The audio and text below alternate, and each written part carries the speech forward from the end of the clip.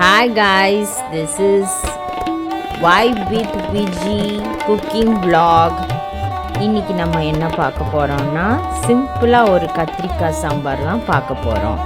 இது சிம்பிளாக இருந்தாலும் டேஸ்ட்டில் செம சூப்பராக இருக்கும்.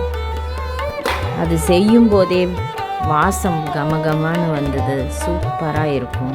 இதே மாதிரி செஞ்சு பாருங்கள்.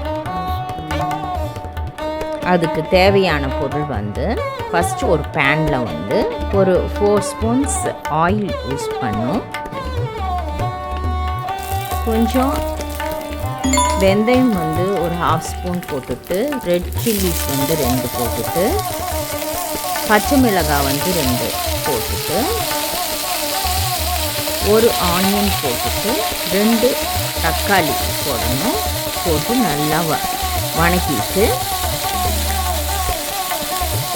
கத்திரிக்காய் வந்து ஒரு 5 கத்திரிக்காய் வேணும்னா ஜாஸ்தியாக போடலாம். நாட்டு கத்திரிக்காய் இதை போட்டு நல்லா வணக்கணும். இது வந்து பேச்சுலர்ஸ்க்கெல்லாம் ரொம்ப யூஸ்ஃபுல்லாக இருக்கும். இது கூட வந்து நம்ம டர்மரிக் பவுடர் 1/2 ஸ்பூனும் ஒரு 2 ஸ்பூன் வந்து சாம்பார் பொடி, அதாவது நம்மளோட பவுடர் யூஸ் பண்ணலாம். இல்லைன்னா வெளியில் விற்கிற அந்த ஆச்சி பவுடர் போட்டிருக்கேன் நான். 2 ஸ்பூன்ஸ் போடணும். இப்போ ரெட் சில்லி பவுடரோட ஒரு 1/2 ஸ்பூன், புளி வந்து ஒரு 1 இன்ச் சைஸ் நல்லா ஸ்மாஷ் பண்ணி அதில் இருக்க இது மட்டும் ஊற்றினா போதும்.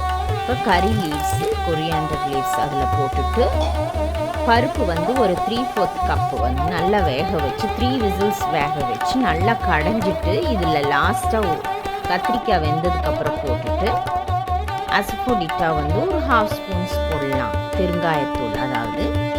அப்புறம் கீ வந்து மேலே சுட சுட சாதத்துக்கு இந்த கத்திரிக்காய் சாம்பார் மேலே ஊற்றி கொஞ்சம் நெய் போட்டு சாப்பிட்டா யம்மியாக இருக்கும்.